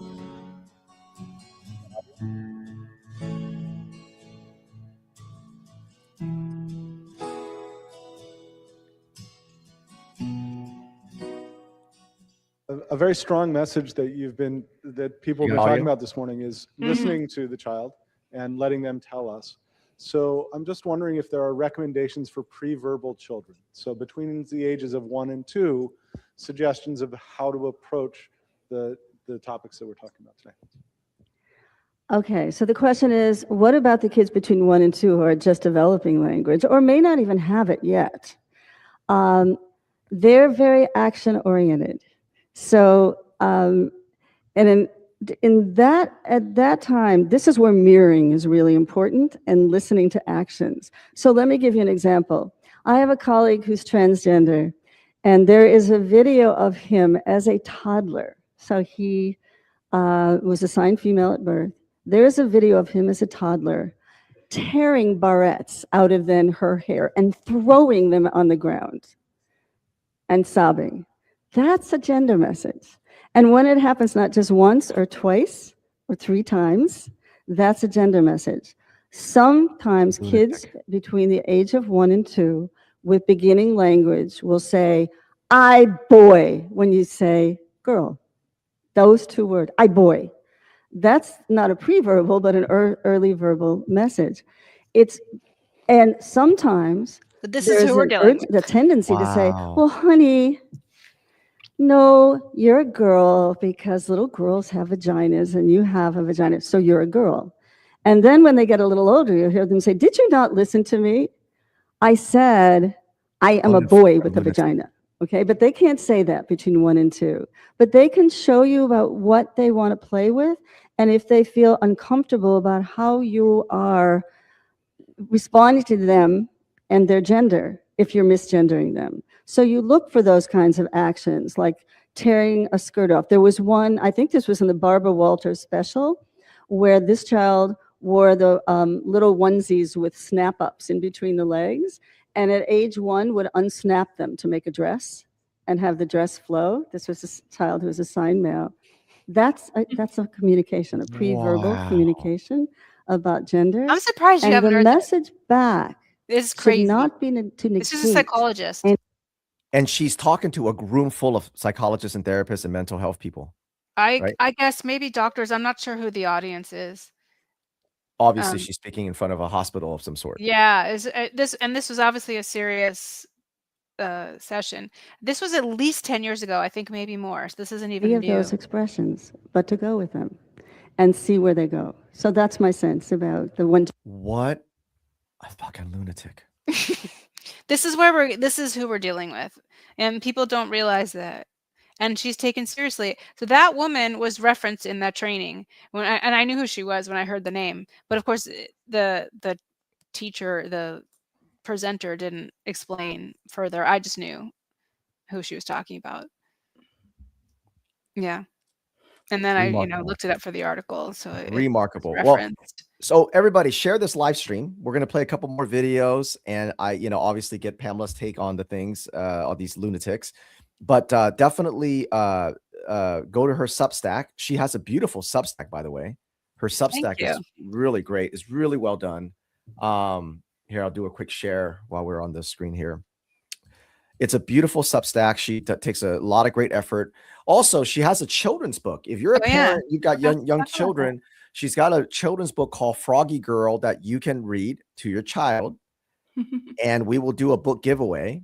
So share this live stream, and wherever you are, whether you're watching from YouTube or X, all you have to do is comment the word froggy, and afterwards, and even we'll let it go for like a half a day tomorrow on the replay, because we got a lot of people watching on replays. Comment froggy in the comments, and we will randomly pick a person, and we'll have the book mailed to you. We'll just ship it right to you. Just we'll have you get your address and a private email. Froggy Girl is really great. This is for young kids. It helps inoculate them against the transgender propaganda that they're going to get in schools. Even if you do a private school, please inoculate your child, because it is pervasive. It is ubiquitous, the transgender ideology. So comment froggy in a comment, and we will give one of her books away. And it's illustrated by a detransitioner, Nicholas Blooms. Right. Did you know that? I didn't know that. Yeah. Yeah. So the story is it's this little girl who wishes she was a frog, or kind of believes she's a frog. I'm not really sure. It kind of blends. Anyway, her family and friends and her teacher all support her froggy identity. She gets a special flag for being a frog, and she gets frog feet, which she thought were neat. It rhymes. And they all try to be nice, but then she goes out and tries to do the froggy things, and she can't swim. She can't be a frog. She can't make the froggy sounds. And she starts to feel really sad and alone. She goes for a little walk. This is her feeling sad and alone. I love the illustration. Look at that. Um, Oh, here, let me hang on. Make it bigger. Yeah. Yeah, there you go. There you go. So, Beautiful. yeah. That's great. Look at that. And then she goes for a little walk, and she meets this wise turtle. I love the walk picture. Oh no, here's like you can see she's kind of isolated. Yeah. Yeah. And then she meets a wise turtle, and the wise turtle helps her learn that she's a beautiful little girl and to appreciate that. I love it. And Pamela sent me, she was very sweet. Like last year, when it first came out, she sent me a copy and she signed it. Yeah. So I was very pleasantly surprised to get that. So thank you again for that. It's beautiful. Yeah. It's a great book. Great book for little kids. He reminded her that it's wonderful to be a girl. She can sing and dance and even do a twirl. So it rhymes. Yeah. The last page is my favorite with the art. I love this art. I love the sun. Yeah. And everything. I love the composition. And the line is, the little girl learned to love the way God made her, beautiful and smart and full of fervor. Look how positive and innocent. And now compare that with the books that are in schools today. And then they're all the degenerates. No one looks like a boy or a girl. I mean, it's so horrible and confusing. And what inspired me to write this was I wrote that my other book for parents, but it landed a lot in the teen LGBTQ section of Amazon. So I was watching it sit next to all the like really nasty books. Yeah. And it inspired me to write Froggy Girl, because I just saw so many indoctrinating books that taught kids that they're born in the wrong body and hypersexualized stuff. Yeah. And let me inspire people that are watching right now to absolutely get in the messaging. What did you say, Alvin? Froggy, yeah. So that we can we're gonna pick someone and we'll send that book to you. But also, parents or anybody, buy a copy of this, put it in your home library. If you don't have little younger children, buy a copy, give it to someone, try to get it into your library, give it to a preschool, try to give it to your elementary school, because we should be doing that. And if they don't want to take it, let us know. But buy a couple of copies, give them away. If you are going to a baby shower, stick it in the basket, because I got a lot of books when I was going to have a baby that were kind of at different stages, and that was the start of my little library, and I loved it. So just everyone needs to think outside the box, support Pamela and the work that she's doing, because we don't have a lot of them out there. So buy one, buy two, send them out, try to get them out there. And it's totally self-produced. I had to dish out. I don't have like a big fancy publisher or an agent or any of that stuff. I did it all on my own. I paid Nick to do the art myself. I had to pay for stuff. Like, I'm not honestly making money. Hopefully I'll break even soon for what I've put out. And well, I hope you eventually make money on this, because it's not really, people look at me and they think I'm like some rich person and making all kinds of money on it. And I just want people to realize that it's really hard to get rich off of a book that's not like part of Scholastic or on every roster. I'm actually proud of what I've done, because what I've learned is independent authors usually only sell like tops like 100-200 copies. I've sold close to 1,000 copies now. Wow. Yeah. The publisher said I'm in the top 10 of that sold, but it was, I had to pay them. I didn't have. Well, maybe for anybody that's watching this, maybe wouldn't it be awesome if we could get her to 2,000 sold somehow, right? That would be amazing. And it's really just it's just a passion project. It's just to get something out in the culture. My belief is you see a problem, I want to be constructive. I want to create something to fix it. I don't want to just complain. I want to actually have solutions. I want to have tools for people so that they can combat this. So this is my creative way to do that. All right, That's- everyone watching, but seriously, There you but I don't believe that people watching, at least our audience, thinks they are doing it for any other reason, because they know that it's hard to do. So let's support her. Get this book. Yeah. Buy a couple of them. Me, Let's get her to myself, and I. 2,000. Let's get her to 2,000. Yeah, let's Let's get get her her Nick, to 2,000. that's the Nick, the The illustrator. transition. Yeah. Yeah, he's super sweet. We were together last year. Well, actually, it was, I guess now 2024, not the year turned. We were at a AAP conference for pediatricians, and we were there to speak with the doctors and tell them the harms of puberty blockers and cross-sex hormones, and even just the social transition. And we were kicked out on the last day. I don't know if you remember that, or if you saw that story. I did. Oh, I did remember that. Yeah, Actually, I do remember and that. he Yep, was now with, that you he mention- was Yep. with me. He was Wow. he was in that group with me. That's right. That's right. I do With remember. Aaron you guys getting Friday, kicked out. January Aaron Little Friday, yeah, John. you guys got kicked out, right? Hmm. So everybody, obviously, comment Froggy to win a copy, because Courage is a Habit will buy it and we'll ship it to you. But whether you comment and buy a book, buy one as well. Let's support Pamela. Let's get her. Like she said, she doesn't get a advance. She's not part of a, she has no agent or someone who's publishing this for her, self-published. So she has to put money up front to produce something like this. And we always say, why doesn't someone do something? Someone should do something. How did we get here? Well, you got someone doing something. And then if you don't support that somebody, then how is it that other people will then spend their creative talents into something else? If every time someone tries to see a problem and fix it and they lose money, then if they're not even breaking even, then where's the incentive for people to step into the arena? And all they get is the arrows and the doxing and all that stuff. So if you're not going to step up front to take that, then at least support the people that are doing it. That's the very least that we can do. We obviously support a lot of companies that hate us. We support Disney and Netflix and, everybody else. And so when we see independent people like Pamela, we definitely want to encourage her to keep going. We want a third book and a fourth book. And yes, thank you. I am proud of it.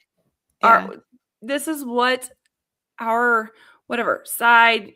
whatever people want to think, this is what we need to be doing. If we don't, then people like Pamela, they can't keep doing this. We've got to support people like this. So everyone get on board here.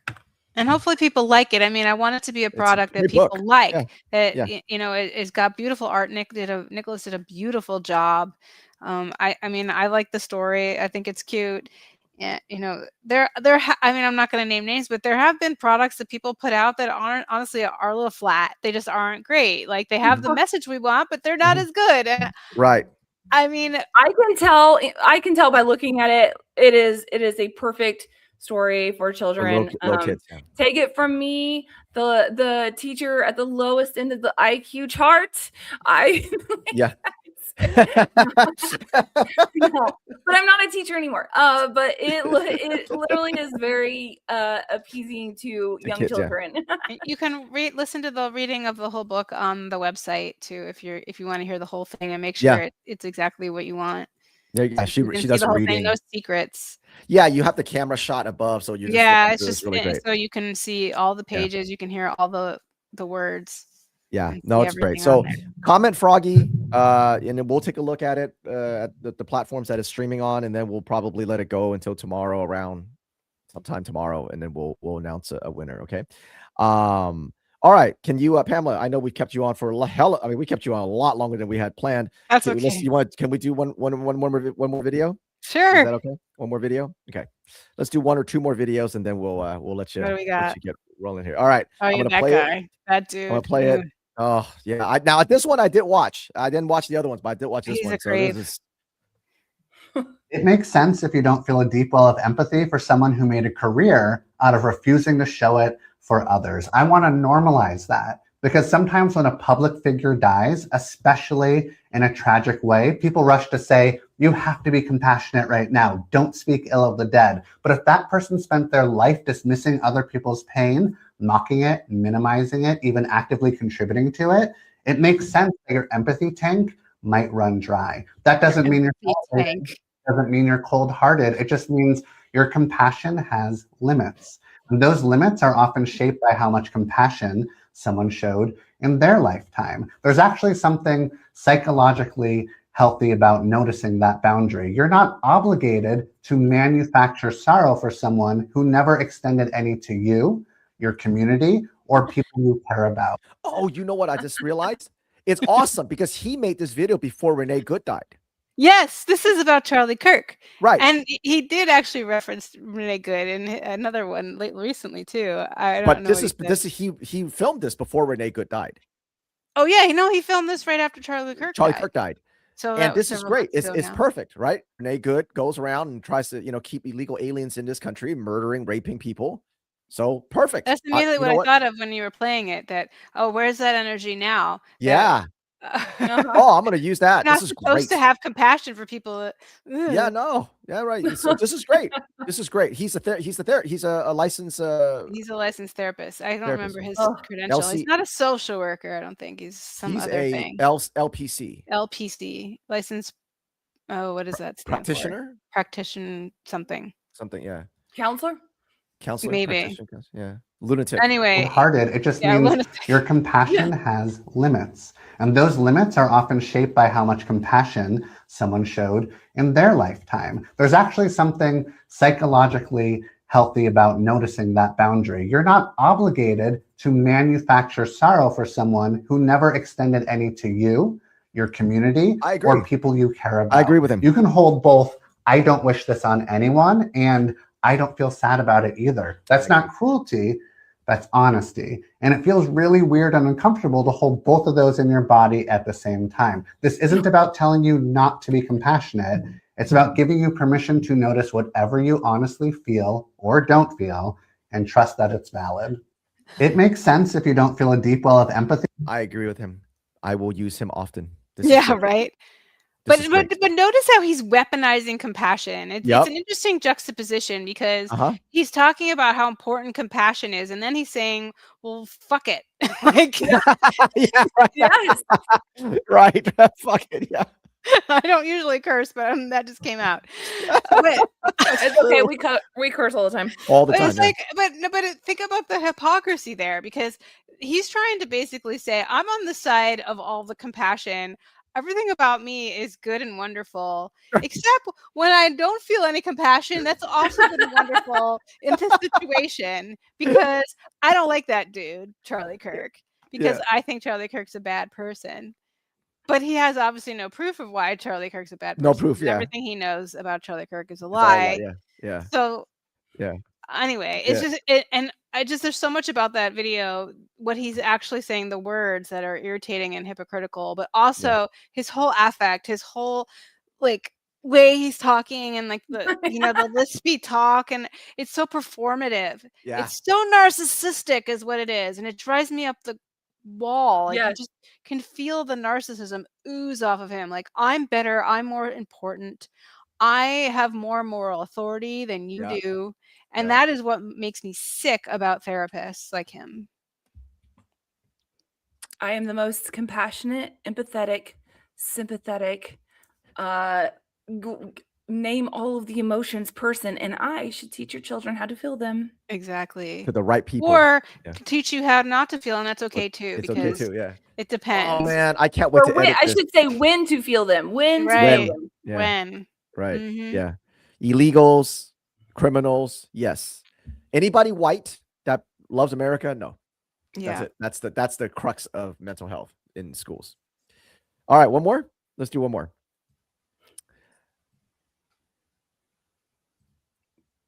Thanks for staying, Pamela. Why am I forgot what this guy talked about. Have you been prioritizing your mental health lately? I've been working with BetterHelp since 2023 now, and it's taken me time and work to fully accept and show up as myself. Having access to real support made a...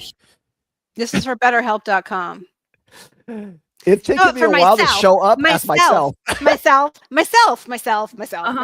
Do you hear a theme here? Perhaps He's a narcissist. you're a little focused too much on yourself. Focus on the words coming out of my mouth with my mustache. Myself. Oh my God. It's taken me a while to show up as Yes. myself. I'm proud of myself for I showing am up as myself. highlighting what I'm saying. I am so self-important. Wow. That is.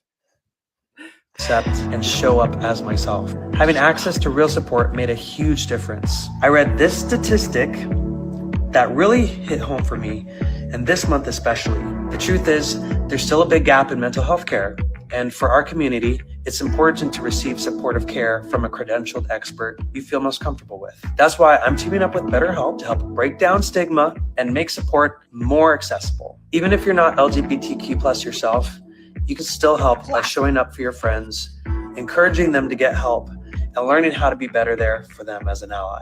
Therapy helped me to show up more fully as myself, which is something everyone deserves. These lunatics, these circle jerk talking lunatics. Yes, is and what we social wonder why emotional learning everyone's so is. crazy. Yeah. Well, there you go. Exhibit A. Everybody show up to help people because it helps myself. Everybody do it right now because this is about myself. And if you show up, you will help myself. Self. And if you look through the Trevor Project, they have a video too from a couple of years ago. I had very much the same thing, like show up for yourself. But just be an ally because this is really about you. But it's about myself. Exactly. And you got to drag your friends into it. It's like what we're saying, the struggle session. You got to drag your friends into yourself. But I'm the compassionate one. The best thing to do for you would be to help myself. Yes. That's the best thing for you is to help me. That's it. I mean, in a nutshell, that's what we're looking at. That's exactly what we're looking at. So I thought that was a good example of just why we are all going off the rails. That is remarkable. Pamela, as always, you are fantastic. The work you do, it is truly a labor of love. Thank you. And every time we get you on, it's a pleasure. You are one of the very few people that can actually still shock us. Congratulations. Sorry about that. Wow. I get just a few seconds here. I want to tell you, Pamela, how much I admire and respect you truly. And I mean this, and I want everyone to go buy Froggy Girl. You better do it.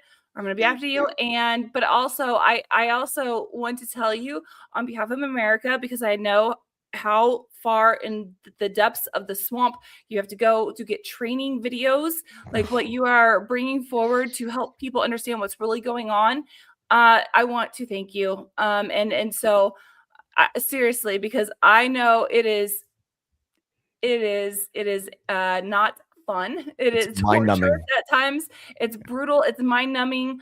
But you're doing it for so many people. You're doing it for the greater good of America and for parents to wake up to what's going on. And I genuinely want to tell you thank you. So thank you for coming on. Thank you. I really appreciate it. Thank you guys for the support. Absolutely. Anything we can always do for you, you know how to get a hold of us very easily. But thank you so much for spending so much time tonight. I mean, we almost went 2 hours. That's a long time. And I don't know if your audience hung in there, but they hang in there. We get a lot of rewatches too, so it's great. Okay. They all hang in there. They always do.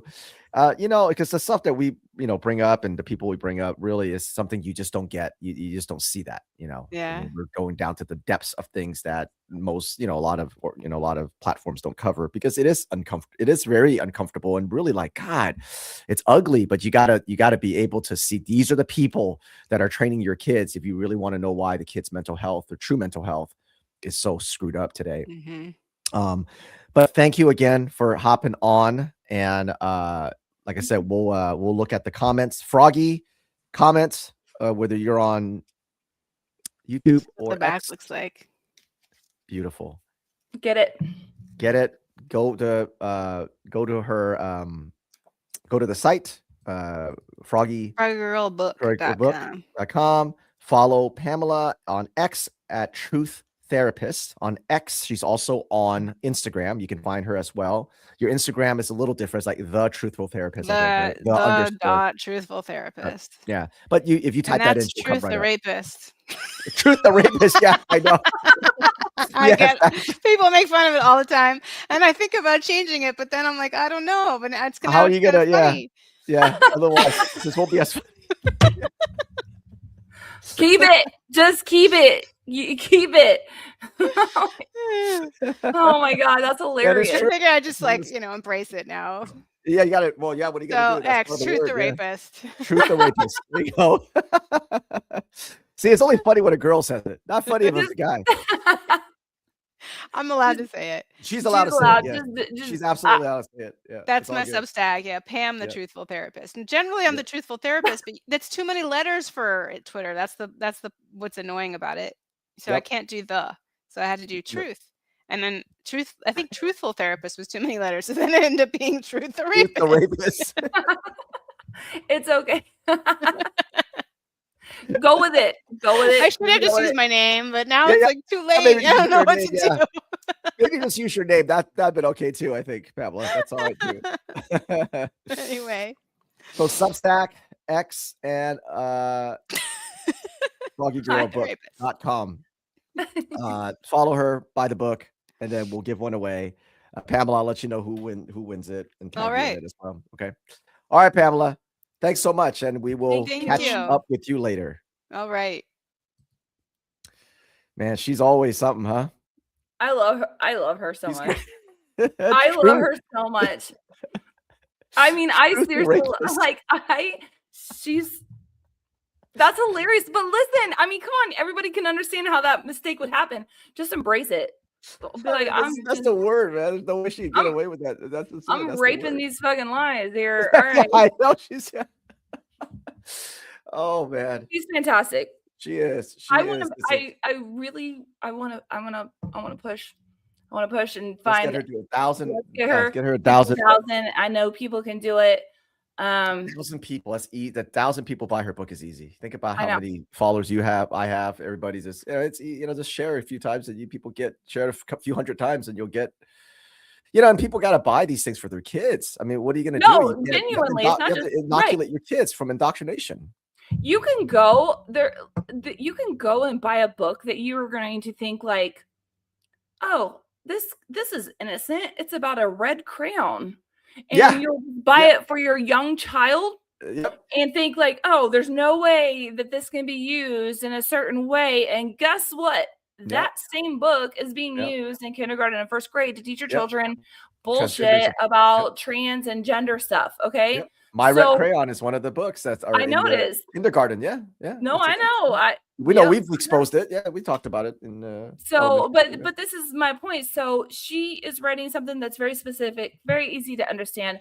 And you know what? It is a beautiful book. It is beautiful. Love things like that because when she was kind of talking about a couple of those pages, parents, that's your opportunity to read the story and have just a minor, not a in-depth, uncomfortable conversation. Just kind of insert like, hey, look, see how she's smaller? Why does she look smaller in this picture? Why do you think she feels that way? Like these are the types of resources that all homes need so that they can start inoculating their children against what's happening in school. And so please, everyone help us get her there. But I think she's a fantastic. She is. She's really great. All right, everybody. Thanks for hanging out with us. Again, if you're watching on the replay or live, just comment Froggy and we'll pick somebody at random sometime in the middle of the day tomorrow. And then we will ship it out to your house. And hopefully you buy a couple as well and give it to your friends and your fellow parents and stuff, especially young kids. This is what we have to do. We can't just depend on fighting at the school level. We got to fight in the home and inoculate our kids and arm them with real knowledge so that when they hear nonsense like this, they can bounce it. Let's do it. Let's get Froggy. Anything else? Anything else come through your brilliant mind? No, just go support her. And congrats, Hoosiers. That's right. That's right. All right, everybody. As we always remind you, if you don't stand up for your children today, they will live on their knees tomorrow. This is Alvin Louie and Jennifer McWilliams. Courage is a Habit. We will see you next time on Courage After Dark.